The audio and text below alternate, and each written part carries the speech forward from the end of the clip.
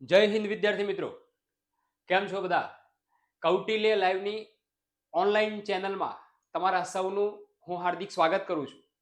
મિત્રો, ખાખીનો જુનૂન, ખાખીનો રંગ અને એને પ્રાપ્ત કરવાની લગન, તમે બધા જ ખાખીને પ્રાપ્ત કરવા માટે ખાખીનો જુનૂન જે છે અત્યારે દરેકને ચડેલો છે. અને ચડે પણ શા માટે નહીં? કેમ કે પરીક્ષા જે છે નજીકમાં આવી રહી છે. તમે બધા જ ફિઝિકલ તૈયારીમાં લાગી ગયા હશો. ઘણા સમયથી તૈયારી ચાલી રહી છે. મિત્રો, ખાખી પ્રાપ્ત કરવાનો જુનૂન જે છે એ જુનૂન તમને સફળતાના શિખરો સુધી લઈ જાય છે. જી હા મિત્રો, કૌટિલ્ય લાઈવનું પ્લેટફોર્મ આજે તમારા માટે લઈને આવ્યું છે એક બંધારણની સિરીઝ. આજથી બંધારણની સિરીઝ ચાલુ કરવા જઈ રહ્યું છે કૌટિલ્ય લાઈવનું પ્લેટફોર્મ. મિત્રો, પરીક્ષામાં ખાખી પ્રાપ્ત કરવા માટેની જે પરીક્ષા છે એ પરીક્ષામાં આ બંધારણનો વિષય એ 30 માર્ક્સનો છે. જી હા, 200 માર્ક્સના પેપરમાં 30 માર્ક્સનું બંધારણ એટલે એના ઉપરથી તમે સમજી શકો કે બંધારણનો વિષય જે છે કેટલો અગત્યનો છે. અગાઉની પરીક્ષાના પેપરના એનાલિસિસ તમે કરશો તો તમને ખ્યાલ આવશે કે બંધારણ જે છે બંધારણ એ સમજવાનો વિષય છે, અને જો સમજ્યા વગર જો બંધારણની ગોખણપટ્ટી કરી તો એ બંધારણ જે છે યાદ રહેતું નથી. તેથી સમજૂતી સાથેની પ્રશ્નોની ચર્ચા લઈને હું આવી રહ્યો છું. હું મિતેશ જોશી આપ સૌનું આ કૌટિલ્ય લાઈવની યુટ્યુબ ચેનલમાં હાર્દિક સ્વાગત કરું છું. મિત્રો, આપણે દરરોજ 30 પ્રશ્નો લઈને આ બંધારણની સિરીઝ, બંધારણના પ્રશ્નોની સિરીઝ એ ચલાવવાના છે, જેમાં મોટાભાગનું બંધારણ જે છે કવર થશે અને સાથે સાથે સમજૂતી તો ખરી જ. મિત્રો, ખાખી કોન્સ્ટેબલની પરીક્ષા અને પીએસઆઈની પરીક્ષા એ નજીકમાં આવવા જઈ રહી છે, અને તેના માટે બંધારણ વિષય એને આપણે સમજવાનો છે. આપણે બંધારણ જે છે, ભારતનું બંધારણ એ કવર કરવાના છે. પ્રશ્નોત્તરી સિરીઝ જે છે ચલાવવાના છે. આજે સિરીઝ 1 થી સ્ટાર્ટ કરીએ છીએ. મિત્રો, બંધારણ જે છે એ સમજૂતીનો વિષય છે. જો સમજ્યા વગર એને ગોખવામાં આવે તો એ લાંબા સમય સુધી આનું કન્ટેન્ટ જે છે ટકી શકતું નથી. તેથી પ્રશ્નોની સાથે સાથે આપણે એની સમજૂતીની પણ ચર્ચા કરવાના છીએ. મિત્રો, ખાખી જે છે એ હવે નજીકમાં છે, અને એને પ્રાપ્ત કરવા માટે આપણા પાસે ખૂબ જ ઓછો સમય છે. એટલે 30 માર્ક્સનો જે આ વિષય છે બંધારણ, તેને આપણે આ સિરીઝમાં, ટેસ્ટ સિરીઝમાં એ કવર કરવાના છે. તો ચાલો, ખાખીને પ્રાપ્ત કરવા માટે એક જુનૂન છે ખાખીને પ્રાપ્ત કરવાનો, અને આ વખતે બધાએ નક્કી કર્યું છે કે ખાખી તો પાકી જ છે. એટલે બંધારણની સિરીઝ પ્રશ્નોત્તરી સ્વરૂપે એ આપણે ચાલુ કરીએ છીએ. મિત્રો, જોઈએ પહેલો પ્રશ્ન બંધારણની સિરીઝનો. બંધારણમાં મિત્રો આપણે પ્રશ્ન જે છે સમજવાનો છે. પરીક્ષામાં પ્રશ્નો જે છે જે પૂછાતા હોય છે એને ઘણી વખતે OMR પર ટીક કરતી વખતે આપણે ઉતાવળમાં કોઈ પણ જવાબ એ ટીક કરીએ છીએ, અથવા તો ઓપ્શન જ્યારે હોય એ ઓપ્શનમાં એ જવાબ જે છે એના સમાંતર એના જેવો જ બીજો ઓપ્શન મૂકેલો હોય છે. પરંતુ જ્યારે આપણે ઉતાવળમાં ટીક કરીએ છીએ અને પછી એ ટીક કર્યા પછી આપણને પસ્તાવો થાય છે કે આ જવાબ ન આવે, આ તો હું ખોટો લખીને આવ્યો, પરંતુ એ સમય જતો રહ્યો અને એના માર્ક્સ જે છે આપણને મળતા નથી. એટલે વધુમાં વધુ પ્રશ્નો જે છે, બંધારણના પ્રશ્નો, એ હવે તમે બંધારણ જે છે એ ઘણું વાંચ્યું, હવે એ વાંચેલું જે છે એ વાંચેલું કેટલું યાદ રહ્યું, એ કેટલું યાદ રહ્યું એને એનાલિસિસ કરવાનો સમય જે છે હવે છે. બરાબર? એટલે પ્રશ્ન આપણે સમજીશું, અને બંધારણમાં પહેલો પ્રશ્ન જોઈએ તો બંધારણમાં કયા સુધારા દ્વારા મૂળભૂત ફરજોનો સમાવેશ કરવામાં આવ્યો હતો? મિત્રો, મૂળભૂત ફરજો, કયા સુધારા દ્વારા બંધારણમાં મૂળભૂત ફરજોનો સમાવેશ કરવામાં આવ્યો હતો તેની આપણે વાત કરવાની છે. હવે મૂળભૂત ફરજો, પહેલા તો આ મૂળભૂત ફરજો જે છે અહીંયા વાત કરવામાં આવી છે બંધારણીય સુધારા દ્વારા, એટલે એનો મતલબ એ થયો કે મૂળભૂત ફરજો જે છે મૂળ બંધારણમાં ન હતું. બરાબર છે? મૂળભૂત ફરજો આ બંધારણના અનુચ્છેદ 51A અથવા 51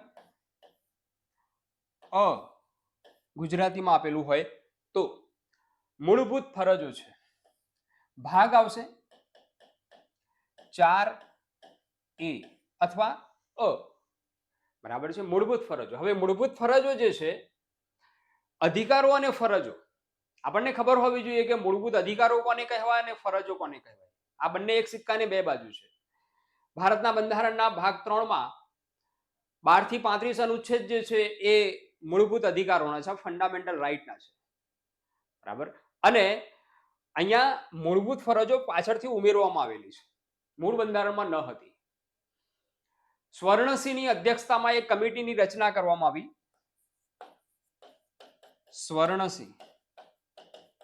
સ્વર્ણસિંહની અધ્યક્ષતામાં એક કમિટીની રચના કરવામાં આવેલી છે અને આ કમિટીએ મૂળભૂત ફરજો કેટલી રાખવી તેનો એક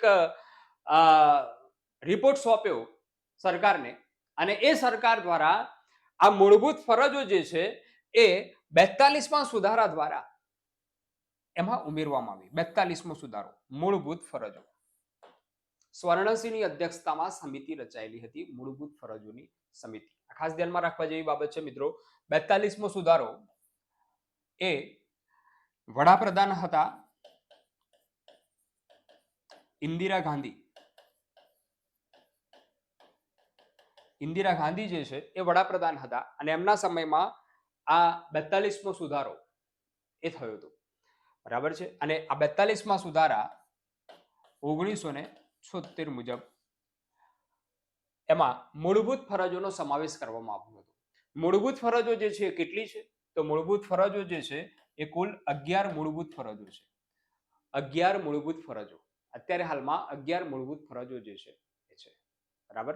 એટલે પહેલો પ્રશ્ન, કયા સુધારા દ્વારા મૂળભૂત ફરજોનો સમાવેશ કરવામાં આવ્યો હતો? તો 42મો સુધારો 1976 દ્વારા ઇન્દિરા ગાંધી વડાપ્રધાન હતા તે વખતે આ મૂળભૂત ફરજોનો સમાવેશ કરવામાં આવ્યો હતો, બરાબર. જોઈએ બીજો પ્રશ્ન તરફ. ભારતના સર્વોચ્ચ ન્યાયાલયના સૌપ્રથમ મહિલા ન્યાયાધીશનું નામ. સર્વોચ્ચ ન્યાયાલયના પૂછ્યું છે અહીંયા. સર્વોચ્ચ ન્યાયાલયના સૌપ્રથમ મહિલા ન્યાયાધીશનું નામ એ શું છે? પ્રથમ મહિલા ન્યાયાધીશ. મિત્રો સર્વોચ્ચ ન્યાયાલય જે છે, સર્વોચ્ચ ન્યાયાલય એની સ્થાપના 1950માં સર્વોચ્ચ ન્યાયાલયની સ્થાપના થઈ. 1950 એમાં સર્વોચ્ચ ન્યાયાલયની સ્થાપના થઈ, બરાબર છે. અને પછી એમાં પ્રથમ મહિલા મુખ્ય ન્યાયમૂર્તિ આવ્યા હતા, બરાબર છે. એમનું નામ છે ફાતિમા બીબી. આ ફાતિમા બીબી જે છે એ પ્રથમ મહિલા મુખ્ય ન્યાયમૂર્તિ હતા સુપ્રીમ કોર્ટના, બરાબર. ચીફ જસ્ટિસ હતા. આ ધ્યાનમાં રાખજો મિત્રો. નામ જે છે એ બધા જ એ મળતા આવે છે. નઝમા હેપતુલ્લા આપેલું હશે, ફાતિમા બીબી, કિરણ બેદી, આયશા બેગમ, આ મળતા નામ છે. ફાતિમા બીબી જે છે એનો જવાબ આવશે. મિત્રો અહીંયા આપણે જે પ્રશ્નોની ચર્ચા કરીએ છીએ એ પ્રશ્નો અગાઉની પરીક્ષામાં ક્યાંક ને ક્યાંક પૂછાઈ ગયેલા પણ છે, એટલે ખાસ ધ્યાનમાં રાખવું. મોટાભાગે પરીક્ષાઓમાં કેટલાક પ્રશ્નો એવા હોય કે અગાઉની પરીક્ષામાં બેઠે બેઠા પ્રશ્નો પૂછાતા હોય છે, એટલે અગાઉના પેપરોનું એનાલિસિસ કરીને અહીંયા આ પ્લેટફોર્મ પર તમને અગાઉની પરીક્ષાના પૂછાયેલા પ્રશ્નો સમજૂતી સાથે અહીંયા કરાવવામાં આવે છે. મિત્રો પછી જોઈએ આપણે નેક્સ્ટ ક્વેશ્ચન તરફ આપણે જઈશું. લોકસભાના વિરોધ પક્ષના નેતાને કોની સમક્ષ મૂકવામાં આવે છે? મિત્રો વિરોધ પક્ષના નેતા લોકસભા જે છે એમાં, લોકસભા જે છે એ નીચલું ગૃહ સંસદનું, એમાં વિરોધ પક્ષના નેતાની વાત કરવામાં આવેલી છે. હવે આ વિરોધ પક્ષના નેતા જે છે એ જે સરકારમાં હોય જે પક્ષ, એ પક્ષ પછી 1/10 જેટલી સીટો મળેલી હોય, લગભગ 55 જેટલી સીટો થાય, 55 જેટલી સીટો પણ મળેલી હોય જે પક્ષને, એ પક્ષનો નેતા જે છે એ વિરોધ પક્ષનો નેતા બને એવો નિયમ છે બંધારણમાં. હવે વિરોધ પક્ષનો નેતા જે છે એને કોની સમકક્ષ મૂકવામાં આવેલો છે? ઉપરાષ્ટ્રપતિની સમકક્ષ, રાજ્યપાલની સમકક્ષ, લોકસભાના અધ્યક્ષ કે કેબિનેટ મંત્રી, એની સમકક્ષ મૂકો. કોની સમકક્ષ મૂકવામાં આવેલું છે? મિત્રો આ ઓપ્શન અહીંયા એવા મૂકેલા છે કે તમને ઓપ્શન જોઈને ખબર પડે, કેમ કે આ પ્રશ્ન અગાઉની પરીક્ષામાં પૂછાયેલો પ્રશ્ન છે, એટલે ખાસ ધ્યાનમાં રાખજો. અહીંયા ઉપરાષ્ટ્રપતિ, રાજ્યપાલ, લોકસભાના અધ્યક્ષ અને કેબિનેટ મંત્રી આવા ઓપ્શન મૂકેલા છે. અહીંયા વિરોધ પક્ષના નેતા જે છે એને કેબિનેટ મંત્રીનો દરજ્જો આપેલો છે. એમને કેબિનેટ મંત્રી જે છે એ કેબિનેટ મંત્રીનો દરજ્જો જે છે વિરોધ પક્ષના નેતાને આપેલો છે. મતલબ એવો થાય કે એને કેબિનેટની બેઠકમાં હાજર રહેવાનો અધિકાર છે. બરાબર છે. એટલે ખાસ ધ્યાનમાં રાખવું, વિરોધ પક્ષના નેતા જે છે એ કોણ બની શકે, કઈ પાર્ટીના બની શકે. 1/10 સીટો જે પાર્ટીને સંસદમાં મળેલી હોય, લોકસભામાં મળેલી હોય, તો એ પાર્ટી જે છે એનો એક વ્યક્તિને વિરોધ પક્ષના નેતા બનાવવામાં આવે છે. બરાબર છે. અને એ કેબિનેટની સમકક્ષ એને દરજ્જો મળેલો છે. ખાસ ધ્યાનમાં રાખવું. જોઈએ નેક્સ્ટ પ્રશ્ન તરફ. રાષ્ટ્રપતિ બંધારણની કઈ કલમ અન્વયે રાષ્ટ્રીય કટોકટી દાખલ કરી શકે? રાષ્ટ્રપતિ જે છે એ બંધારણની કઈ કલમ અંતર્ગત એ રાષ્ટ્રીય કટોકટીની વાત કરવામાં આવેલી છે? રાષ્ટ્રીય કટોકટી. બરાબર છે. અહીંયા ધ્યાનમાં રાખજો, કટોકટી જે છે એમાં અનુચ્છેદ અહીંયા રાષ્ટ્રીય કટોકટી આ પહેલી, અથવા તો રાષ્ટ્રીય કટોકટી પણ નાખી શકાય, અથવા એને આંતરિક કે બાહ્ય કટોકટી કહેવામાં આવે છે. બીજી કટોકટી છે રાજ્યની બંધારણીય કટોકટી, અને ત્રીજી કટોકટી છે નાણાકીય કટોકટી.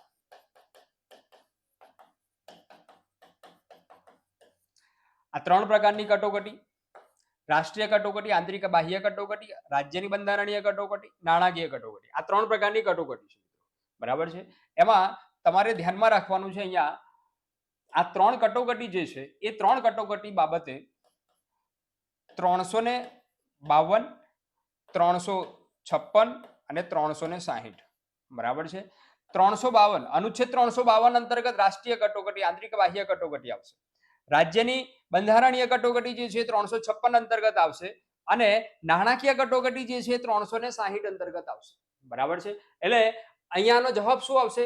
તો આનો જવાબ જે છે એ 352 અંતર્ગત, આ 352 અંતર્ગત રાષ્ટ્રપતિ જે છે એ રાષ્ટ્રીય કટોકટીની ઘોષણા કરે છે. જો કે એમાં સંસદની મંજૂરીની આવશ્યકતા છે.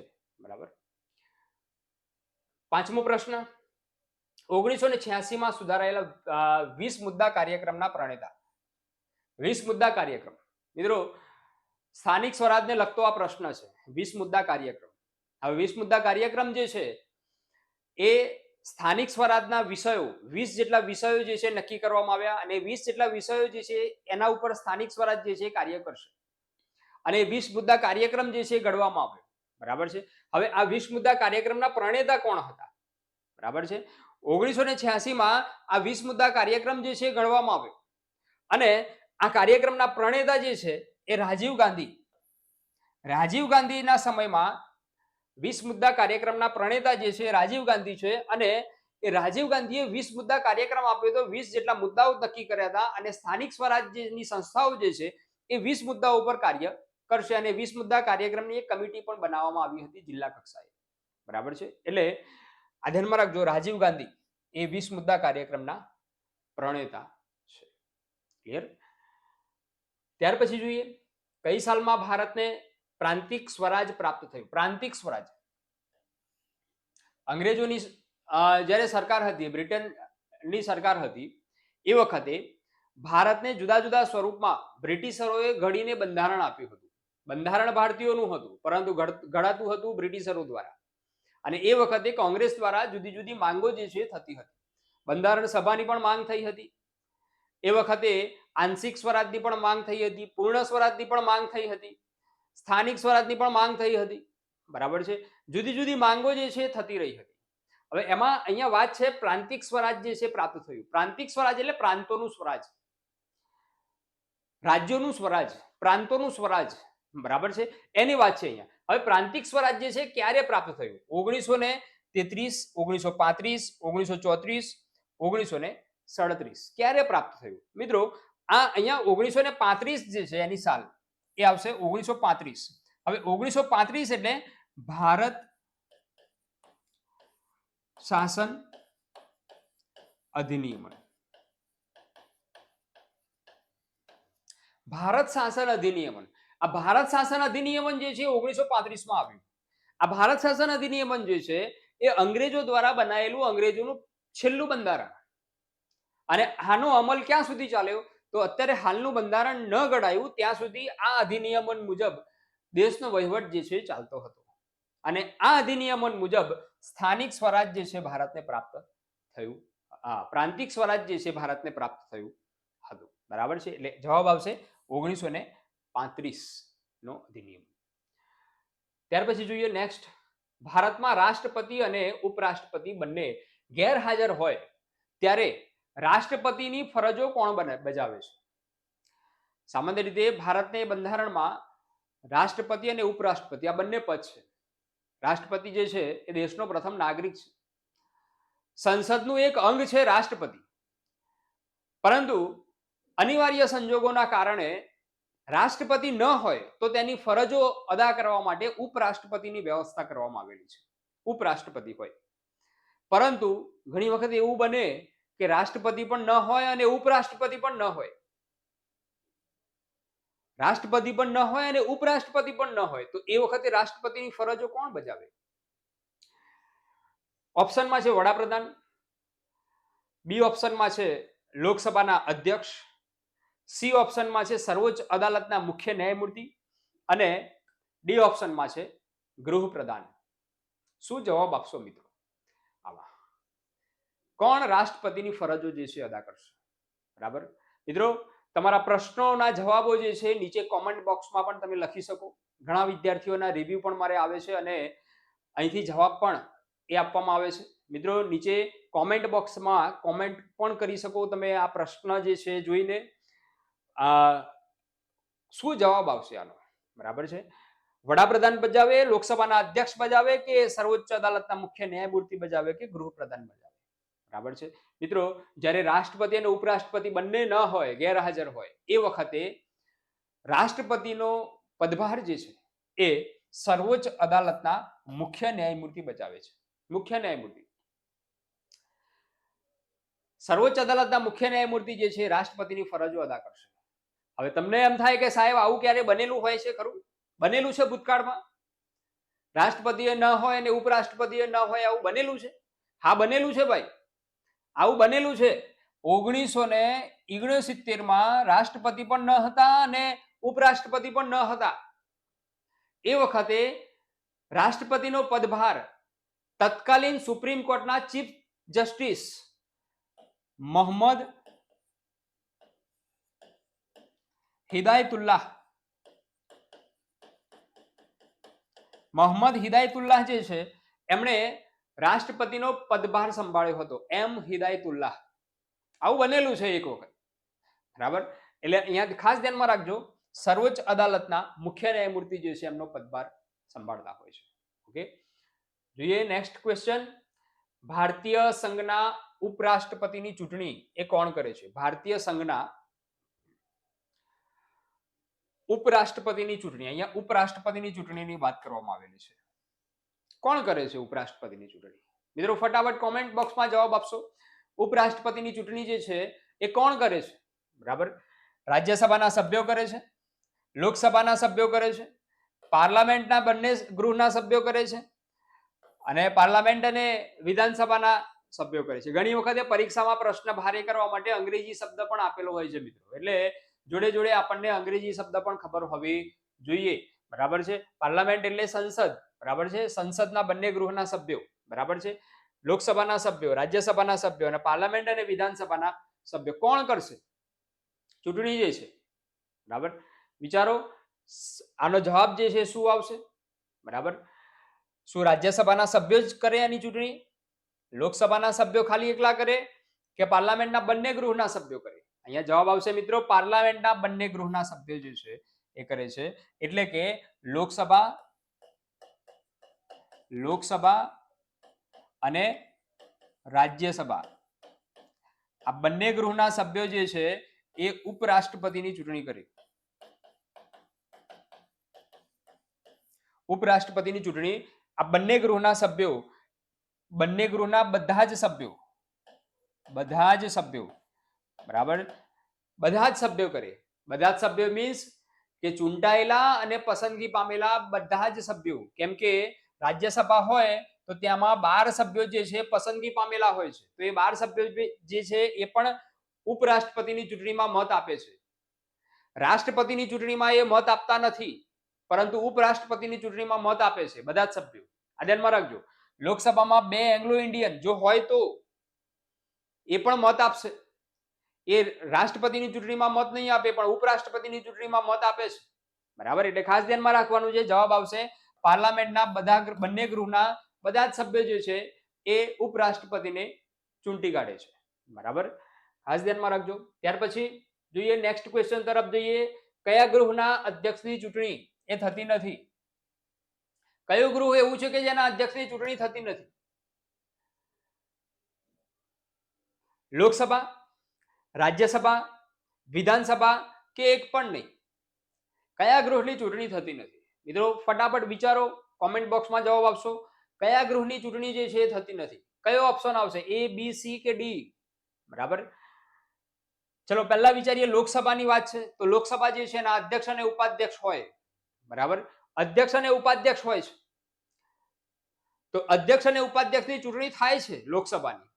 એના સભ્યો જે છે એ પોતાનામાંથી જ એકને અધ્યક્ષ અને બીજાને ઉપાધ્યક્ષ તરીકે ચૂંટી કાઢે છે. રાજ્યસભાની વાત છે. હવે રાજ્યસભાના અધ્યક્ષ કોણ હોય? અધ્યક્ષ કોણ હોય રાજ્યસભાના? તો જે ઉપરાષ્ટ્રપતિ હોય, જે ઉપરાષ્ટ્રપતિ હોય એ રાજ્યસભાના અધ્યક્ષ એટલે કે સભાપતિ હોય. બરાબર છે. અને ઉપસભાપતિ કોણ હોય? ઉપાધ્યક્ષ કોણ હોય? તો રાજ્યસભાના સભ્યો પોતાનામાંથી જ એકને ઉપાધ્યક્ષ તરીકે ચૂંટી કાઢે છે. બરાબર, ઓકે. હવે ઉપરાષ્ટ્રપતિ જે છે એ હોદ્દાની રૂએ રાજ્યસભાના ચેરમેન છે, સભાપતિ છે. તો જે ઉપરાષ્ટ્રપતિ હોય એ રાજ્યસભાના અધ્યક્ષ હોય, સભાપતિ હોય. સીધી વાત છે. એટલે અહીંયા પ્રશ્નનો જવાબ જે છે અહીંયા મળી ગયો બી ઓપ્શનમાં. બરાબર, તો શું આવશે? તો અહીંયા જવાબ આવશે રાજ્યસભા જે છે એના ચેરમેન, બરાબર, એના સભાપતિ જે છે, અધ્યક્ષ જે છે એની ચૂંટણી થતી નથી. કેમ કે ફિક્સ હોય છે જે ઉપરાષ્ટ્રપતિ હોય એ રાજ્યસભાના સભાપતિ અધ્યક્ષ હોય, એટલે એની ચૂંટણી થાય નહીં. હા, રાજ્યસભાના ઉપાધ્યક્ષની ચૂંટણી થાય, પરંતુ અધ્યક્ષની ચૂંટણી થાય નહીં. ખાસ ધ્યાનમાં રાખવા જેવી બાબત. રાજ્યસભા આવશે આમાં જવાબમાં. બરાબર, નેક્સ્ટ ક્વેશ્ચન તરફ જઈએ આપણે. અનિશ્ચિત મુદત સુધી સભાગૃહને મુલતવી રાખવું એટલે શું? ઘણી વખત એ ગૃહ જે છે લોકસભા અથવા તો રાજ્યસભા, એને સંસદના ગૃહને અનિશ્ચિત કાળ સુધી મુલતવી રાખવામાં આવે છે ઘણી વખત. બરાબર, એને શું કહેવાય? એનો એક શબ્દ છે, એને શું કહેવાય? મિત્રો આ પ્રશ્ન પરીક્ષામાં પૂછાયેલો છે. ઓપ્શન એ માં છે સાઇની ડાઈ, બી ઓપ્શનમાં છે વોકઆઉટ, ત્રીજા ઓપ્શનમાં છે સી ઓપ્શનમાં છે વીટો, અને ડી ઓપ્શનમાં છે રેડ રેન્ડવડમ. બરાબર છે, આ ડી ઓપ્શનમાં છે. હવે શું જવાબ આવશે આમાં? અનિશ્ચિત કાળ સુધી મુલતવી રાખવું. બરાબર, એટલે જ્યાં સુધી રાષ્ટ્રપતિ ન કહે ત્યાં સુધી મુલતવી રાખવું, અથવા તો સભાપતિ ન કહે ત્યાં સુધી મુલતવી રાખવું. અનિશ્ચિત, કોઈ તારીખ આપવામાં આવે નહીં. બરાબર છે મિત્રો, આનો જવાબ આવશે સાઇની ડાઈ. સાઇની ડાઈ એટલે અનિશ્ચિત મુદત સુધી મુલતવી રાખવું. એનો અંગ્રેજી વર્ડ છે સાઇની ડાઈ. ખાસ ધ્યાનમાં રાખજો, આ સંસદીય શબ્દ છે સાઇની ડાઈ, એટલે કે અનિશ્ચિત કાળ સુધી ગૃહને મુલતવી રાખવું, એને કહેવાય સાઇની ડાઈ. ક્લિયર? આ પ્રશ્નો જે છે પરીક્ષામાં અગાઉ પૂછાઈ ગયેલા છે. એટલે કોન્સ્ટેબલ અને પીએસઆઈ ની પરીક્ષા હોય ત્યારે આવા પ્રશ્નોને ધ્યાનમાં લેવા જોઈએ. બરાબર, ત્યાર પછી જોઈએ પ્રવર સમિતિ એ કોની બનેલી છે? પ્રવર સમિતિમાં જે સભ્યો હોય, પ્રવર સમિતિ જે છે મહત્વની સમિતિ છે સંસદની. બરાબર, જ્યારે સંસદમાં કોઈ ખરડો પસાર થાય, ખરડો રજૂ થાય, એ વખતે એ ખરડો જે છે એ સલાહ સૂચન માટે આ પ્રવર સમિતિ જોડે જાય. એટલે મહત્વની સમિતિ થઈ પ્રવર સમિતિ. બરાબર, હવે આ પ્રવર સમિતિ કોની બનેલી હોય છે? ઓપ્શન એ માં છે રાજ્યસભાના નિષ્ણાંત સભ્યોની હોય, લોકસભાના નિષ્ણાંત સભ્યોની હોય, સી ઓપ્શનમાં છે રાજ્યસભાના નિષ્ણાંત સભ્યોની હોય, રાજ્ય વિધાનસભાના નિષ્ણાંત સભ્યોની હોય, કે ડી ઓપ્શનમાં છે સંસદના બંને ગૃહોના, એટલે રાજ્યસભા અને લોકસભા બંને ગૃહોના નિષ્ણાંત સભ્યોની હોય. શું જવાબ આવશે મિત્રો? પ્રવર સમિતિ ખૂબ જ અગત્યની સમિતિ છે. ખરડા ઉપર વિચાર વિમર્શ કરવા માટે એ ખરડો જે છે એ પ્રવર સમિતિ જોડે જાય. બરાબર, સંસદીય સમિતિ છે. બરાબર મિત્રો, આનો જવાબ આવશે ઓપ્શન ડી, સંસદના બંને ગૃહોના નિષ્ણાંત સભ્યોની. એટલે સંસદના બંને ગૃહો મીન્સ કે લોકસભા અને રાજ્યસભા. લોકસભા અને રાજ્યસભા જે હોય એના બંનેના સભ્યો હોય, સભ્ય સંખ્યા પ્રમાણે એના સભ્યો જે છે નિશ્ચિત કરેલા હોય પ્રવર સમિતિમાં.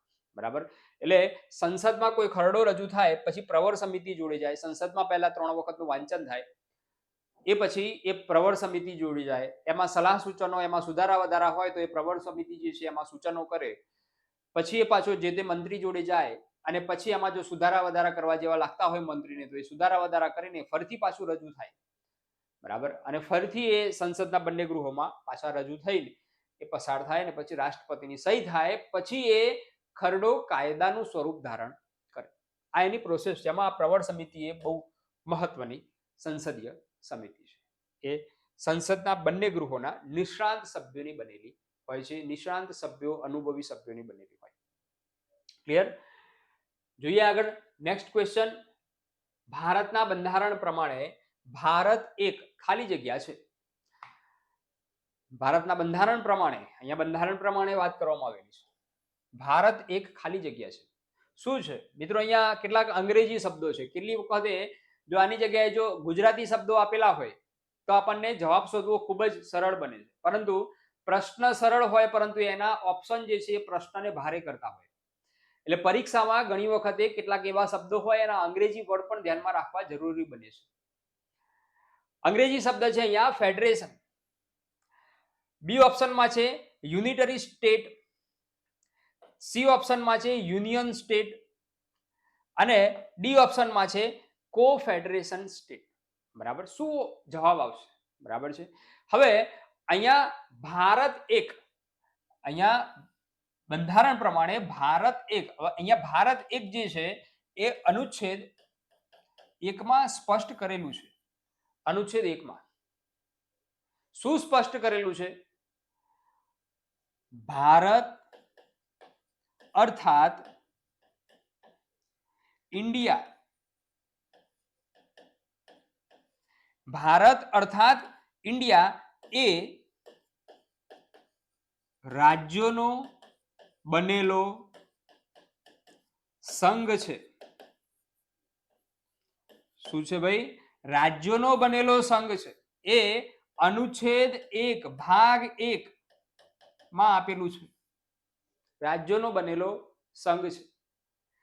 હવે રાજ્યોનો બનેલો સંઘ એટલે શું? તો રાજ્યોનો બનેલો સંઘ એટલે યુનિયન સ્ટેટ.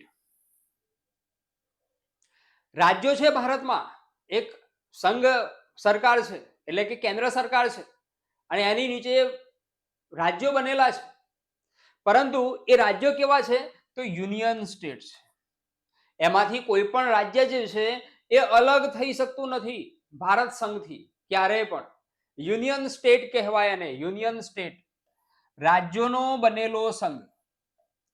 બરાબર, જ્યારે અમેરિકા જે છે એ સંઘનું બનેલું રાજ્ય કહેવાય. સંઘનું બનેલું રાજ્ય, એને America, United state of America. United state of America. આ ખાસ ધ્યાનમાં રાખવા જેવી બાબત છે મિત્રો. ઘણી વખતે પરીક્ષામાં આવા અંગ્રેજી વર્ડ જે છે પૂછાઈ જતા હોય છે. યુનિયન સ્ટેટ, બરાબર છે. યુનિયન સ્ટેટ એટલે શું? તો રાજ્યોનો બનેલો સંઘ, એને યુનિયન સ્ટેટ તરીકે ઓળખવામાં આવશે. ક્લિયર? પ્રશ્ન આવી રીતે પૂછાતા હોય છે. ખાસ ધ્યાનમાં રાખજો. ભાગ 1માં અનુચ્છેદ 1માં એની વાત કરવામાં આવેલી છે. ભારત એક રાજ્યોનો બનેલો સંઘ છે. દરેકને ક્લિયર થતું હશે અને અહીંયા એક એક પ્રશ્નનો કોન્સેપ્ટ પણ ક્લિયર થતો હશે. મિત્રો આ ચેનલને સબસ્ક્રાઇબ કરજો, લાઈક કરજો અને શેર કરવાનું રાખજો.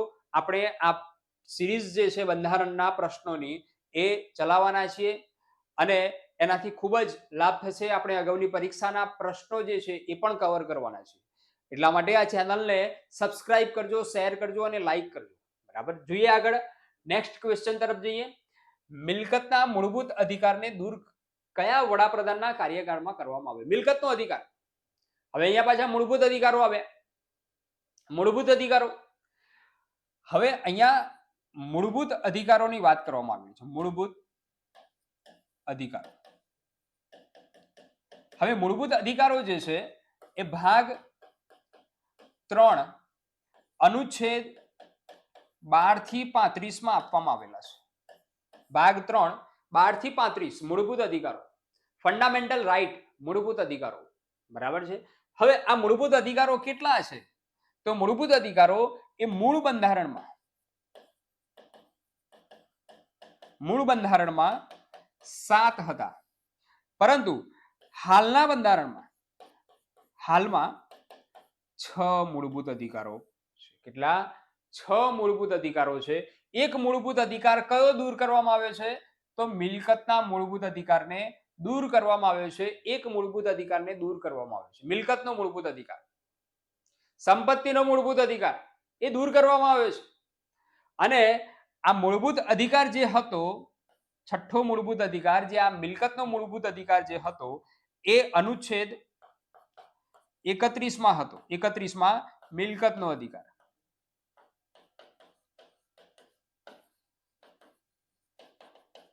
આ મિલકતનો અધિકાર જે હતો એને અનુચ્છેદ 31 માંથી હટાવ્યો અને ભાગ 12 અનુચ્છેદ 300A માં મૂકવામાં આવ્યો. એટલે કે મૂળભૂત અધિકાર માંથી આ મિલકતનો અધિકારને નાબૂદ કરવામાં આવ્યો અને આ મૂળભૂત અધિકાર જે છે, આ મૂળભૂત અધિકાર જે છે એ રાજકીય અધિકાર.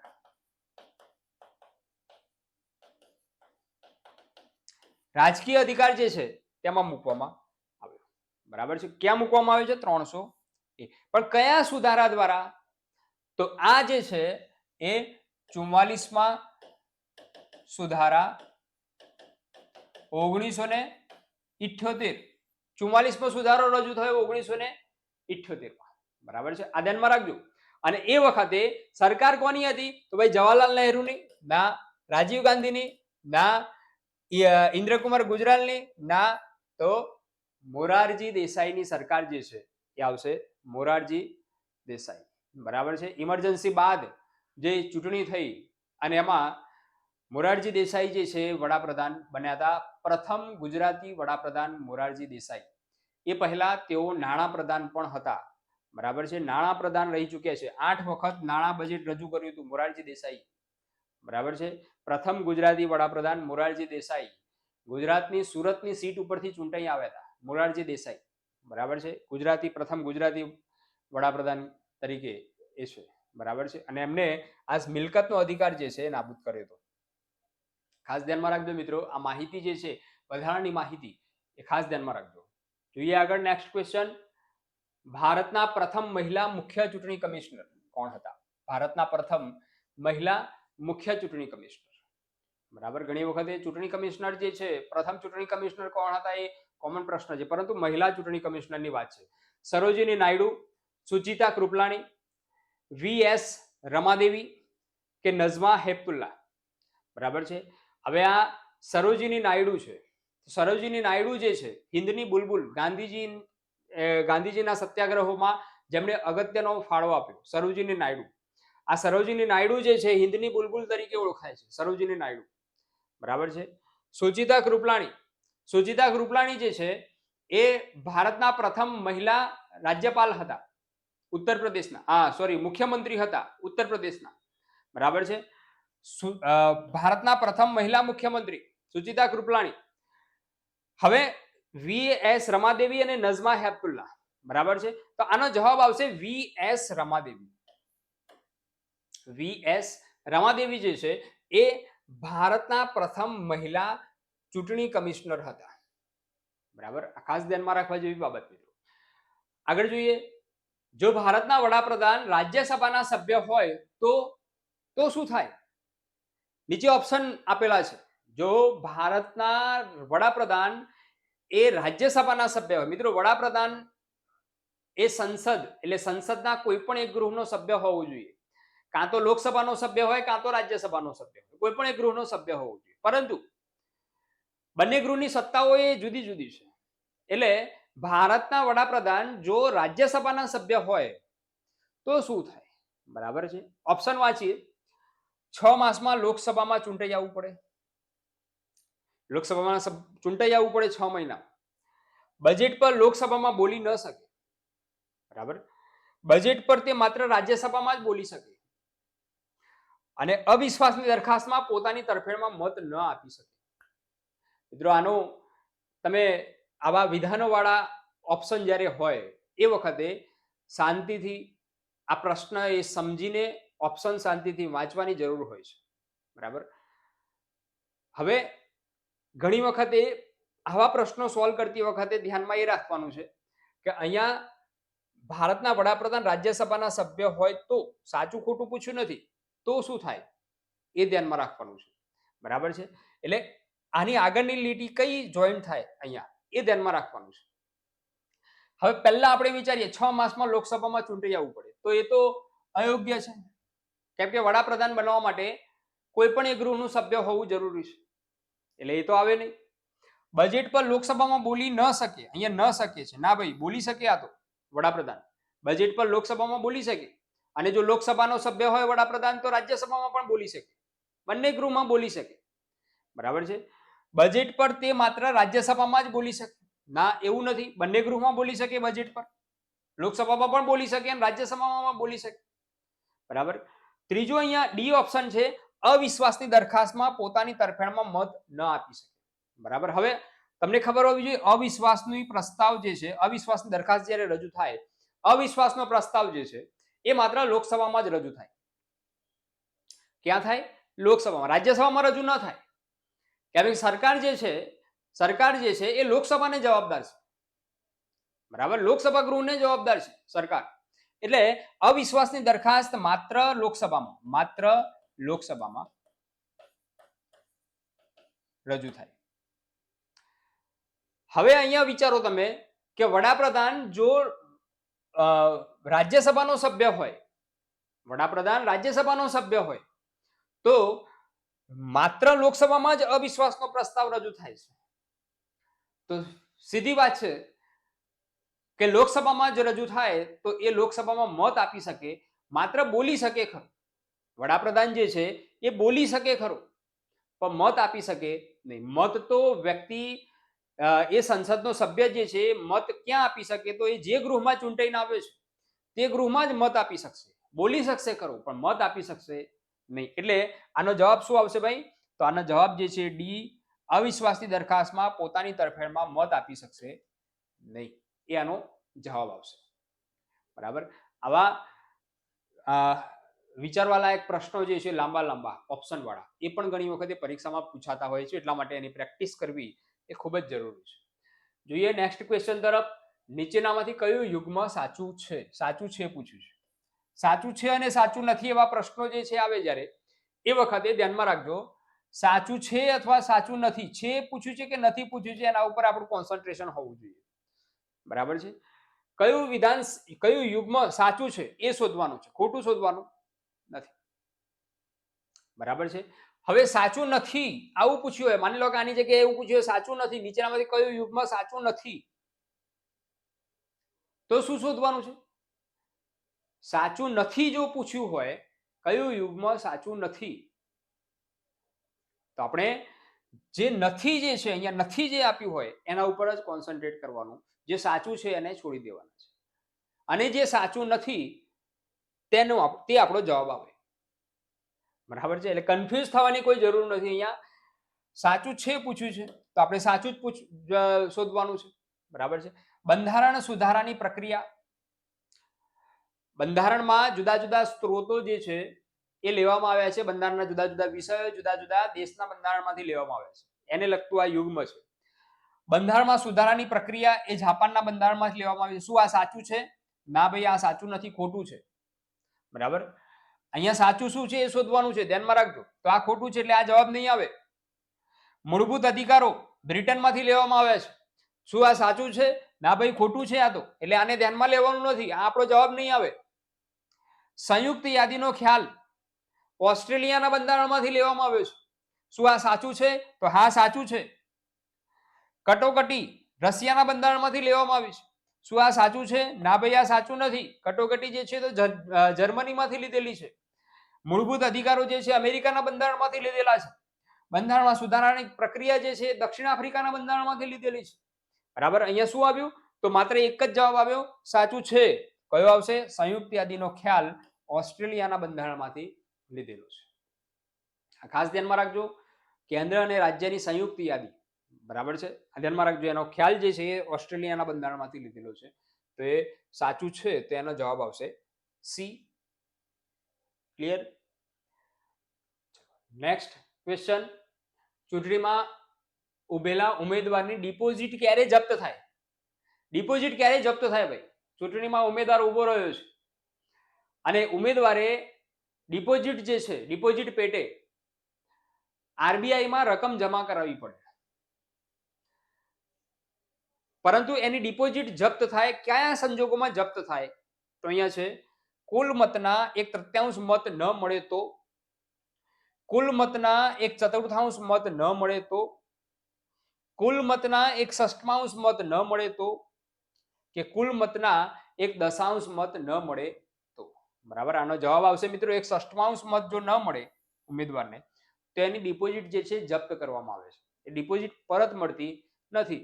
જો 1/6 કરતા વધારે મત મળે તો ડિપોઝિટ પરત મળે છે. બરાબર. એનો જવાબ આવશે. નીચેનામાંથી કોણ રાષ્ટ્રપતિની મરજી હોય ત્યાં સુધી હોદ્દા પર રહી શકે? રાષ્ટ્રપતિની મરજી હોય ત્યાં સુધી રાષ્ટ્રપતિ એને હટાવી શકે. એવું જરૂરી નથી કે 5 વર્ષ કે 6 વર્ષે એને કોઈ ના હટાવી શકે. એવું કોણ છે અહીંયા? સુપ્રીમ કોર્ટના મુખ્ય ન્યાયાધીશ, ચૂંટણી કમિશનર, રાજ્યપાલ, લોકસભાના અધ્યક્ષ? શું જવાબ આવશે મિત્રો? કોમેન્ટ બોક્સમાં કોમેન્ટ કરતા રહેજો. શું જવાબ આવશે આનો? બરાબર છે. સુપ્રીમ કોર્ટના ન્યાયાધીશ જે છે એ તો હોદ્દા પર રહી શકે ને ભાઈ, 65 વર્ષ સુધી હોદ્દા પર રહી શકે. બરાબર છે. 65 વર્ષ અથવા 6 વર્ષ જે વહેલા થાય તે. ચૂંટણી કમિશનરમાં પણ એવું છે, એને કોઈ હટાઈ ન શકે. બરાબર છે. રાજ્યપાલ જે છે એ, હવે રાજ્યપાલ જે છે એમાં શું છે? તો રાજ્યપાલ જે છે એમાં એવું છે કે રાષ્ટ્રપતિની મરજી હોય, ઈચ્છા હોય ત્યાં સુધી એ સત્તા પર રહી શકે. રાષ્ટ્રપતિને એમ થાય કે રાજ્યપાલ જે છે એને હટાવવો છે રાજ્યના રાજ્યપાલ તરીકે, તો એ હટાઈ શકે છે. બરાબર. સામાન્ય રીતે ઈચ્છા જે છે વડાપ્રધાનની હોય, પરંતુ રાજ્યપાલ જે છે એને રાષ્ટ્રપતિ હટાવે છે. બરાબર. એનું રાજીનામું માગી શકે છે. એટલે જવાબ શું આવશે? તો રાજ્યપાલ જે છે એનો જવાબ આવશે. બરાબર. લોકસભાના અધ્યક્ષ જે છે એ લોકસભાની મુદત સુધી એ અધ્યક્ષ રહી શકે છે. બરાબર છે. એટલે એને હટાવી શકાય નહીં. રાજ્યપાલ જે છે એને એ રાષ્ટ્રપતિની મરજી હોય ત્યાં સુધી પોતાના હોદ્દા પર રહી શકે છે. બરાબર. જઈએ નેક્સ્ટ ક્વેશ્ચન તરફ. સામાન્ય બજેટની બાબતમાં કયું વિધાન સાચું છે? સામાન્ય બજેટ, દર વર્ષે જે સામાન્ય બજેટ રજૂ થાય તે બાબતે કયું વિધાન સાચું છે? બરાબર છે. પહેલા તો આ સામાન્ય બજેટ જે છે એ અનુચ્છેદ 112 મુજબ બજેટ રજૂ થાય. સામાન્ય બજેટ. બરાબર છે. વાર્ષિક અંદાજપત્ર કહેવાય આને, વાર્ષિક અંદાજપત્ર. બરાબર. એ બાબતમાં કયું વિધાન સાચું છે? અહીંયા ઓપ્શન જે છે એ વિધાનો વાળા ઓપ્શન છે, ધ્યાનમાં રાખજો. તેને સૌપ્રથમ ઉપલા ગૃહમાં રજૂ કરાય છે. ઉપલું ગૃહ એટલે કયું? ઉપલું ગૃહ એટલે કયું એ પણ ખબર હોવી જોઈએ, નહીતર અહીંયા કન્ફ્યુઝન ઊભું થાય કે ભાઈ ઉપલું ગૃહ એટલે કયું? તો ઉપલું ગૃહ એટલે રાજ્યસભા. એ સંસદનું ઉપલું ગૃહ કહેવાય, અને લોકસભા જે છે એ નીચલું ગૃહ કહેવાય. તેને સૌપ્રથમ લોકસભામાં રજૂ કરાય છે, બી ઓપ્શનમાં. સી ઓપ્શનમાં છે તે કોઈ પણ સદનમાં રજૂ કરી શકાય, કોઈ પણ સદનમાં, એટલે રાજ્યસભા કે લોકસભા બંનેમાંથી કોઈ પણ સદનમાં રજૂ કરી શકાય. ડી ઓપ્શનમાં છે સંસદના સંયુક્ત અધિવેશનમાં રજૂ કરાય છે. શું જવાબ આવશે? શું કયું વિધાન સાચું છે? સાચું છે શોધવાનું છે. બજેટની વાત છે. બરાબર. મિત્રો આનો જવાબ આવશે તેને સૌપ્રથમ લોકસભામાં રજૂ કરવામાં આવે છે. બરાબર. બજેટ જે છે એને માત્ર સૌપ્રથમ લોકસભામાં જ રજૂ કરાય. રાજ્યસભા જે છે એમાં ત્યાં આગળ જાય ખરું, પરંતુ સલાહ સૂચન માટે જાય છે રાજ્યસભામાં. આ ધ્યાનમાં રાખજો. બરાબર. એટલે આ વિધાન સાચું છે. સૌ પ્રથમ એને લોકસભામાં રજૂ કરાય છે. બરાબર. ત્યાર પછી ભારતને એક પ્રજાસત્તાક રાષ્ટ્ર શા માટે માનવામાં આવે છે? ભારતને એક પ્રજાસત્તાક એટલે શું? પ્રજાસત્તાક રાષ્ટ્ર, સાર્વભૌમ, પ્રજાસત્તાક, બિન સાંપ્રદાયિક, આ બધા જે છે એ આપણા બંધારણની લાક્ષણિકતાઓ છે. અને આ લક્ષણો જે છે એ આમુખમાં રજૂ કરવામાં આવ્યા છે. પ્રજાસત્તાક શબ્દ આપેલો છે આમુખમાં. બરાબર. તો પ્રજાસત્તાક એટલે શું? તો પ્રજાના હાથમાં સત્તા હોય તેને પ્રજાસત્તાક કહેવાય. પ્રજાના હાથમાં સત્તા હોય, દેશના ઉચ્ચ હોદ્દા ઉપર જે હોય આવે છે એ ચૂંટાઈને આવે છે, એને પ્રજાસત્તાક કહેવાય. અને એ માત્ર ભારત દેશના જ હોઈ શકે. બરાબર છે. એને ભારત દેશના જ નાગરિક હોઈ શકે અને દેશનો ઉચ્ચ હોદ્દો જે છે એ પ્રજાના ચૂંટાયેલા પ્રતિનિધિઓ જ ધારણ કરી શકે. એને પ્રજાસત્તાક રાષ્ટ્ર કહે છે. બરાબર છે. હવે અહીંયા ઓપ્શનમાં છે રાષ્ટ્રાધ્યક્ષની ચૂંટણી થાય એટલા માટે એને પ્રજાસત્તાક કહેવાય છે. 1947માં સ્વતંત્રતા મળી તેથી પ્રજાસત્તાક કહેવાય છે. તેનું પોતાનું લેખિત બંધારણ છે એટલે પ્રજાસત્તાક કહેવાય છે. કે તેને પોતાની સંસદીય સરકાર છે એટલા માટે પ્રજાસત્તાક કહેવાય છે. બરાબર છે. અહીંયા વાત કરી કે રાષ્ટ્રાધ્યક્ષની ચૂંટણી એટલે ઉચ્ચ હોદ્દાઓ જે છે, દેશના ઉચ્ચ હોદ્દાઓ, એ દેશના ઉચ્ચ હોદ્દાઓ પર જે વ્યક્તિઓ બેસે છે તે લોકોના ચૂંટાયેલા બેસે છે, લોકો દ્વારા ચૂંટાયેલા, પ્રત્યક્ષ યા પરોક્ષ રીતે એ ચૂંટાયેલા બેસે છે. એટલા માટે આપણો દેશ જે છે પ્રજાસત્તાક છે. બરાબર છે, એમ કહેવાય. એટલે રાષ્ટ્રાધ્યક્ષની ચૂંટણી થાય છે એ ઓપ્શન જે છે આપણા જવાબમાં આવશે. બરાબર. ત્યાર પછી સંસદમાં 0 અવર્સ ક્યારે શરૂ થાય? 0 અવર્સ સંસદમાં. હવે 0 અવર્સ એટલે શું? 0 અવર્સ એટલે શૂન્યાવકાશ. 0 અવર્સ એટલે શૂન્યાવકાશ કહેવાય. આ શૂન્યાવકાશની ભેટ જે છે આખા વિશ્વને ભારતે જ આપી છે. 1961-62માં શૂન્યાવકાશની શરૂઆત થઈ હતી. 0 વર્ષની શરૂઆત થઈ હતી. જવાહરલાલ નહેરુ વડાપ્રધાન હતા. હવે આ શૂન્યાવકાશ છે શું? શૂન્યાવકાશ એટલે એવો સમય સંસદનો કે એમાં કોઈ પણ સંસદનો સભ્ય જે છે એ સરકારમાં બેઠેલા મંત્રીને એ કોઈ પણ વિષય મુદ્દે એ પ્રશ્ન પૂછી શકે છે. અગાઉથી પરમિશન લેવાની જરૂર હોતી નથી. બરાબર છે. આખરે સંસદ જે છે લોકોનો અવાજ છે અને લોકોનો અવાજ જે છે એ અવાજ જો સંસદ તો કહેવાય કે લોકોની સમસ્યાઓ સંસદમાં રજૂ કરી શકાય. એટલા માટે 0 વર્ષની શરૂઆત એ કરવામાં આવી હતી. પછી ઘણા બધા દેશોમાં પણ આ શરૂઆત જે છે 0 વર્ષની થઈ છે. પરંતુ ભારતે સૌપ્રથમ આ 0 વર્ષની શરૂઆત કરી. 0 વર્ષ એટલે કોઈ પણ સંસદ સભ્ય એ મંત્રીને કોઈ પણ પરમિશન વગર પ્રશ્ન પૂછી શકે છે. વર્તમાનમાં જે સળગતા મુદ્દાઓ હોય એ મુદ્દાઓ ઉપર પ્રશ્ન પૂછી શકે છે. એને કહેવાય 0 અવર્સ. બરાબર છે. હવે 0 અવર્સ ક્યારે શરૂ થાય સંસદમાં એની વાત છે. બપોરના વિરામકાળ પછી શરૂ થાય, રિસેસ પછી, પ્રશ્નકાળ પૂરો થયા પછી શરૂ થાય, સંસદ શરૂ થાય ત્યારે જ શરૂ થઈ જાય કે સંસદ પૂરી થવાનો છેલ્લો કલાક હોય એ વખતે? શું જવાબ આવશે આમાં? મિત્રો કોમેન્ટ બોક્સમાં તમારા જવાબ આવવા જોઈએ. શું જવાબ આવશે? ધ્યાનથી સમજજો અને જવાબ આપજો. શું જવાબ આવશે આમાં? બરાબર. 0 અવર્સ એ ક્યારે શરૂ થાય? મિત્રો સંસદ જે છે એનો સમય સવારે 11 વાગે સંસદ શરૂ થાય છે. બરાબર. સવારે 11 વાગે સંસદ શરૂ થાય અને પછી 11 થી 12 નો જે સમય છે એને પ્રશ્નકાળ કહેવાય. સંસદમાં પ્રશ્નકાળ જે છે એ કયો સમય? તો 11 થી 12 નો સમય. બરાબર. હવે 12 થી 12:30 નો સમય જે છે એ સંસદમાં એ શૂન્યકાળ તરીકે એ ઉપયોગમાં લેવાય છે. આવી રીતનો સંસદનો શેડ્યુલ હોય છે. બરાબર છે. એટલે અહીંયા જવાબ શું આવશે? તો જવાબ જે છે એ પ્રશ્નકાળ પૂરો થયા પછી તરત જ પ્રશ્નકાળ પૂરો થાય એટલે તરત જ 0 અવર્સ શરૂ થાય. બરાબર છે? 0 અવર્સ ક્યારે શરૂ થાય? તો પ્રશ્નકાળ પૂરો થયા પછી તરત જ. એટલે બી ઓપ્શનમાં જવાબ આવશે. ખાસ ધ્યાનમાં રાખજો મિત્રો, અગત્યની માહિતી. જોઈએ આગળ નેક્સ્ટ ક્વેશ્ચન. રાષ્ટ્રપતિ સંસદમાં ઉદ્બોધન કરે છે તે કોણ તૈયાર કરે છે? સંસદનું ઉદ્બોધન રાષ્ટ્રપતિ કરે છે. કયા કયા સંજોગોમાં કરે મિત્રો? પહેલા તો રાષ્ટ્રપતિ જે છે એ સંસદનું અંગ છે.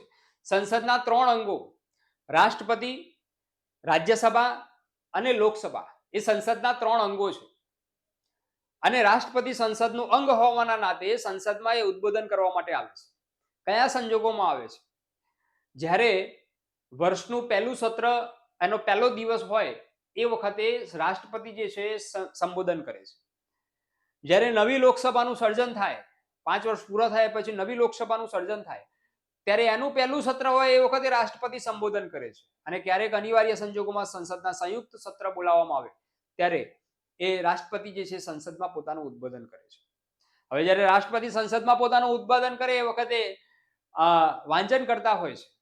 એ વાંચનમાં શું હોય? તો એ સરકાર જે છે એ સરકારે પાછલા વર્ષમાં શું કાર્ય કર્યું, કઈ યોજનાઓ અમલમાં મૂકી અને હવે પછી સરકારના હેતુઓ કયા છે, કયું કાર્ય કરવા માંગે છે, કયા લક્ષ્ય છે સરકારના, એ રાષ્ટ્રપતિ સંસદમાં રજૂ કરે છે. અને સંસદમાં જે રાષ્ટ્રપતિ પોતાનું ઉદ્બોધન કરે એ સંસદમાં પાછું પસાર થવું જોઈએ.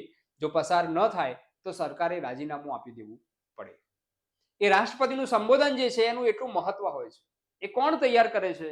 તો રાષ્ટ્રપતિના સચિવાલય, રાષ્ટ્રપતિ સચિવાલય જે હોય એ, ઉપરાષ્ટ્રપતિ તૈયાર કરીને આપે, કેન્દ્રીય મંત્રીમંડળ તૈયાર કરીને આપે કે પછી લોકસભાના અધ્યક્ષ તૈયાર કરીને આપે. સીધી વસ્તુ છે, સરકાર જે છે એની કામગીરીની વાત છે.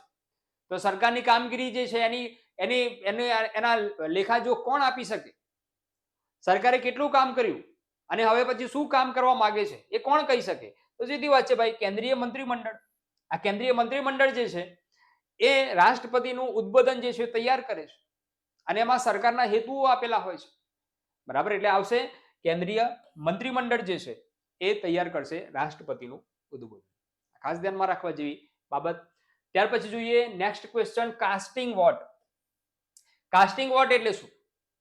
બરાબર? કાસ્ટિંગ વોટ ઘણી વખતે મેં તમને હમણાં જ વાત કરી કે અંગ્રેજી શબ્દો આપેલા હોય એ વખતે આપણે કન્ફ્યુઝનમાં મુકાઈ જતા હોઈએ છીએ. આપણે ગુજરાતી પુસ્તકો વાંચ્યા હોય પણ બાજુમાં કૌંસમાં અંગ્રેજી આપી હોય એ વાંચવાની આપણે તસ્તી લેતા નથી. મિત્રો, જ્યારે ગુજરાતી પુસ્તક વાંચ્યા હોય એ વખતે મોટાભાગના પુસ્તકોમાં કૌંસમાં પણ આપેલું હોય છે અંગ્રેજી. તો અંગ્રેજી વર્ડ જે છે એને પણ આપણે ધ્યાનમાં લેવો જોઈએ, જેથી કરીને પરીક્ષામાં અંગ્રેજી વર્ડ જ્યારે પૂછાઈ જાય એ વખતે આપણે મુસીબતમાં ના મુકાઈ જઈએ. કેમ કે આપણને પ્રશ્ન આવડતો હોય, જવાબ આવડતો હોય, પરંતુ એ અંગ્રેજી વર્ડ જે છે આપણને કન્ફ્યુઝ કરી મૂકે. એટલે ખાસ ધ્યાનમાં રાખવા જેવી બાબત છે. જે એક મતથી સત્તાનું પલ્લું નમે તે. કાસ્ટિંગ વોટ એટલે શું? જે એક મતથી સત્તાનું પલ્લું નમે તે. એ ઓપ્શન 1 માં છે. બી ઓપ્શનમાં છે લવાદ દ્વારા અપાતો મત, મધ્યસ્થી. લવાદ એટલે મધ્યસ્થી. સી માં છે રદ થયેલો મત, કે ડી માં છે બંને પક્ષે સરખું મતદાન થતા અધ્યક્ષે આપવાનો મત. લોકસભા અથવા તો રાજ્યસભા હોય એમાં જ્યારે સરખા મત પડે એ વખતે નિર્ણાયક મત કોણ આપે? તો નિર્ણાયક મત જે છે અધ્યક્ષ આપે છે. બરાબર છે? એટલે એ નિર્ણાયક મત જે હોય એ નિર્ણાયક મતને કાસ્ટિંગ વોટ કહેવાય. હવે તમે આ સાંભળ્યું હશે, નિર્ણાયક મત જે છે અધ્યક્ષ આપે. પણ નિર્ણાયક મત એટલે જ કાસ્ટિંગ વોટ એ ખબર હોય એ વખતે પરીક્ષામાં જ્યારે આવી રીતે પૂછાતું હોય એ વખતે આપણે કન્ફ્યુઝનમાં મુકાઈ જતા હોઈએ છીએ. બરાબર? એટલે ખાસ ધ્યાનમાં રાખવા જેવી બાબત છે. બંને પક્ષે જ્યારે સરખું મતદાન થાય, મત જે છે કોઈ ખરડા ઉપર સરખા પડે એ વખતે નિર્ણાયક મત એટલે કાસ્ટિંગ મત કોણ આપે? તો અધ્યક્ષ જે છે એને મત આપે. લોકસભાનો હોય અથવા તો રાજ્યસભાનો હોય, જે હોય તે. ત્યાર પછી જોઈએ નેક્સ્ટ ક્વેશ્ચન, રાજ્યસભાના ઉપસભાપતિની નિયુક્તિ કઈ રીતે કરાય છે? આપણે આગળ જોઈ ચૂક્યા રાજ્યસભાના સભાપતિ વિશે જોયું હતું આપણે. બરાબર? અહીંયા ઉપસભાપતિ આવી. બરાબર છે? રાજ્યસભાના ઉપાધ્યક્ષની નિયુક્તિ, ઉપસભાપતિની નિયુક્તિ કોણ કઈ રીતે કરે છે? તો રાષ્ટ્રપતિ દ્વારા નિયુક્તિ થાય છે, ઉપરાષ્ટ્રપતિ દ્વારા નિયુક્તિ થાય છે, રાજ્યસભાના સભ્ય દ્વારા ચૂંટાય છે તે, કે લોકસભાના અધ્યક્ષ દ્વારા નિયુક્તિ કરાય છે. કેવી રીતે નિયુક્તિ થાય છે? મિત્રો ફટાફટ જવાબ આપશો. કોમેન્ટ બોક્સમાં દરેક જવાબ સેન્ડ કરશો. કોણ કેવી રીતે નિયુક્તિ થશે? રાજ્યસભાના ઉપાધ્યક્ષની વાત છે અહીંયા. રાજ્યસભાના અધ્યક્ષ કોણ હોય? તો જે ઉપરાષ્ટ્રપતિ હોય એ રાજ્યસભાના અધ્યક્ષ બને હોદ્દાની રૂએ. જ્યારે અહીંયા ઉપાધ્યક્ષની વાત કરવામાં આવેલી છે, કોણ કરે? બરાબર છે. જોઈએ જવાબ મિત્રો. જવાબ આવશે આનો, રાજ્યસભાના સભ્યો જે છે પોતાનામાંથી જ એકને ઉપસભાપતિ તરીકે ચૂંટી કાઢે છે, ઉપાધ્યક્ષ તરીકે ચૂંટી કાઢે છે. બરાબર છે, આનો જવાબ આવશે. બરાબર. જોઈએ આગળ નેક્સ્ટ ક્વેશ્ચન તરફ. સંસદના બંને ગૃહોમાંથી એકે ગૃહનો સભ્ય ન હોવા છતાં તેમાં મત આપવાના અધિકાર વગર બંનેમાંથી કોઈ પણ ગૃહની કાર્યવાહીમાં કોણ ભાગ લઈ શકે છે? હવે અહીંયા વાત કરવામાં આવેલી છે બંનેમાંથી કોઈ ગૃહનો સભ્ય નથી, તેને મત આપવાનો પણ અધિકાર નથી. સભ્ય જ નથી તો મત આપવાનો અધિકાર ક્યાંથી હોય? ગૃહનો સભ્ય પણ નથી, મત આપવાનો અધિકાર પણ નથી, છતાં પણ ગૃહની કાર્યવાહીમાં ભાગ લઈ શકે છે. એવું કોણ છે ભાઈ? સભ્ય નથી, મત આપવાનો અધિકાર નથી, ચૂંટાઈ આવેલો નથી, છતાં પણ એને ગૃહની કાર્યવાહીમાં ભાગ લેવાનો અધિકાર છે. આવું કોણ છે? કયો હોદ્દો એવો છે? બરાબર. ઉપરાષ્ટ્રપતિ, મુખ્ય ચૂંટણી કમિશનર, ભારતના સર્વોચ્ચ ન્યાયમૂર્તિ કે એટર્ની જનરલ? શું જવાબ આવશે આનો? ફટાફટ કોમેન્ટ બોક્સમાં જવાબ સેન્ડ કરશો મિત્રો. શું જવાબ આવશે આનો? મિત્રો ઉપરાષ્ટ્રપતિ જે છે એ તો રાજ્યસભાના સભાપતિ હોય એટલે એ તો આવે જ નહીં. બરાબર. મુખ્ય ચૂંટણી કમિશનર છે તો મુખ્ય ચૂંટણી કમિશનર જે છે એ પણ નહીં આવે અને સંસદમાં ઉપસ્થિત રહેવાનો અધિકાર નથી. બરાબર. ભારતના સર્વોચ્ચ ન્યાયમૂર્તિ છે એ તો આખું સરકારનું એક અંગ છે, સુપ્રીમ કોર્ટના ચીફ જસ્ટિસ. બરાબર. તો અહીંયા જવાબ આવશે એટર્ની જનરલ. મિત્રો એટર્ની જનરલ કોણ છે? એટર્ની જનરલ જે છે,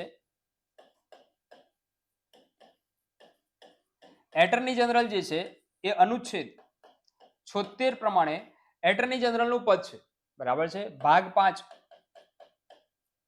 બરાબર. આ એટર્ની જનરલ જે છે એ કેન્દ્ર સરકારનો મુખ્ય કાયદા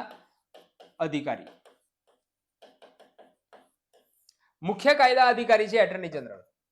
એટલે કે ભારતના કોઈ પણ ન્યાયાલયમાં કેન્દ્ર સરકાર વતી કોઈ પણ કેસ ચાલતો હોય તો એ વખતે ત્યાં ઉપસ્થિત રહીને કેન્દ્ર સરકાર વતી દલીલ કરવાનો અધિકાર એ એટર્ની જનરલને છે. અનુચ્છેદ 76 પ્રમાણે એનું પદ આવશે. બરાબર છે. એટલે આને સંસદમાં ઉપસ્થિત રહેવાનો અધિકાર છે, બોલવાનો અધિકાર છે, પોતાની વાત રજૂ કરવાનો અધિકાર છે, પણ મત આપવાનો અધિકાર નથી. તે સંસદનો સભ્ય પણ નથી, ચૂંટાઈ આવેલો પણ નથી, માત્ર એ કેન્દ્ર સરકારનો કાનૂની સલાહકાર છે. એટલે એને ઉપસ્થિત સંસદમાં ભાગ લેવાનો અધિકાર છે, પરંતુ બોલવાનો અધિકાર છે, પરંતુ મત આપવાનો અધિકાર નથી, કેમ કે એ સભ્ય છે નહીં. બરાબર. એટલે જવાબ આવશે એટર્ની જનરલ.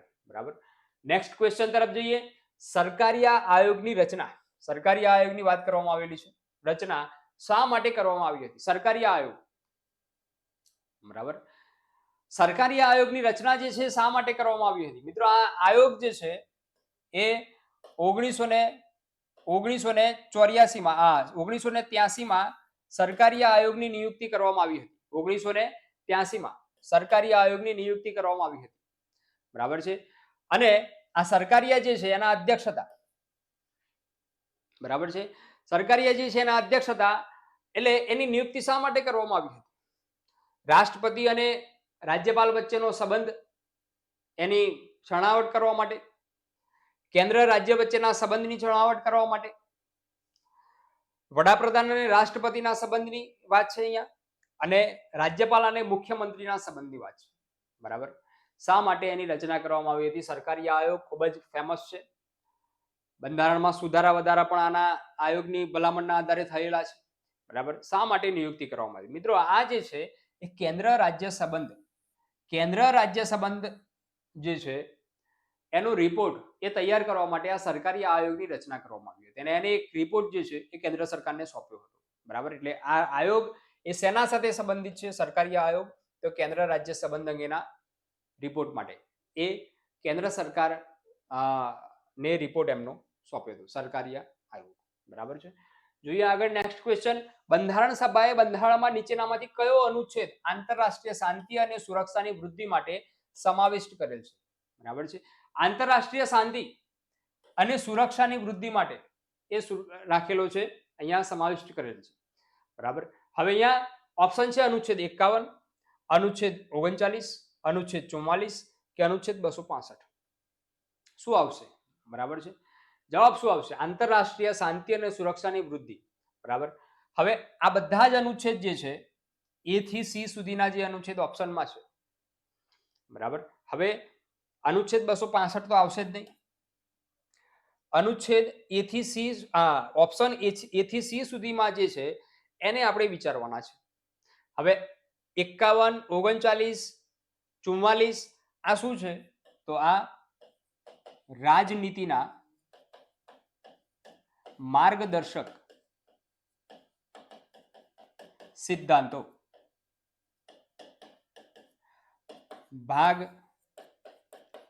4, 36 થી 51. અનુચ્છેદ 36 થી 51 રાજનીતિના માર્ગદર્શક સિદ્ધાંતો છે. બરાબર છે મિત્રો. આનો જવાબ આવશે અનુચ્છેદ 51. અનુચ્છેદ 51. આ અનુચ્છેદ 51 માં આંતરરાષ્ટ્રીય શાંતિ અને સુરક્ષાની વૃદ્ધિ માટે ભારત જે છે સરકાર જે છે પ્રયત્ન કરશે એવું જણાવવામાં આવેલું છે અનુચ્છેદ 51 માં. બરાબર. એ શું છે? તો રાજનીતિના માર્ગદર્શક સિદ્ધાંતો છે. બરાબર. કલ્યાણ રાજ્યની કલ્પના પર આધારિત સિદ્ધાંતો કયા? તો રાજનીતિના માર્ગદર્શક સિદ્ધાંતો. કલ્યાણ રાજ્ય. બરાબર. એ રાજનીતિના માર્ગદર્શક સિદ્ધાંતો છે. અનુચ્છેદ 36 થી 51મી કલમ વચ્ચે એ આવશે. ક્લિયર મિત્રો? જોઈએ આગળ નેક્સ્ટ ક્વેશ્ચન તરફ.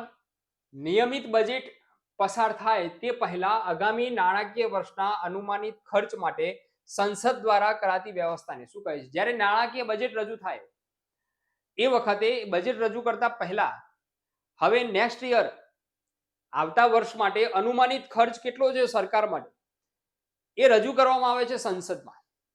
એને શું કહેવાય? વિનિયોજન, ડિસઇન્વેસ્ટમેન્ટ, લેખાનુદાન કે નાણાકીય મંજૂરી? શું કહેવાય? લેખાનુદાન. બરાબર છે. અહીંયા જવાબ આવશે મિત્રો લેખાનુદાન. લેખાનુદાન એટલે શું? તો આગામી નાણાકીય વર્ષ માટે જે નાણાંની જરૂર પડવાની છે તેનો એક રિપોર્ટ એ બજેટ રજૂ કરતા પહેલા નાણામંત્રી કરે છે, તેને કહેવાય લેખાનુદાન. બરાબર છે. આ જવાબ આવશે. જોઈએ આગળ નેક્સ્ટ ક્વેશ્ચન. રાષ્ટ્રપતિ બંધારણના કયા અનુચ્છેદ અંતર્ગત લોકસભાને વિખેરી શકે છે? લોકસભાને વિખેરી શકે છે રાષ્ટ્રપતિ. રાષ્ટ્રપતિ જે છે એ લોકસભાનું એટલે કે સંસદનું સત્ર બોલાવવાનો, સ્થગિત રાખવાનો, વિખેરી નાખવાનો અધિકાર જે છે રાષ્ટ્રપતિને છે. બરાબર. કયા અનુચ્છેદ મુજબ વિખેરે છે? અનુચ્છેદ 75 મુજબ, 85 મુજબ, 95 મુજબ કે પછી 105 મુજબ? બરાબર.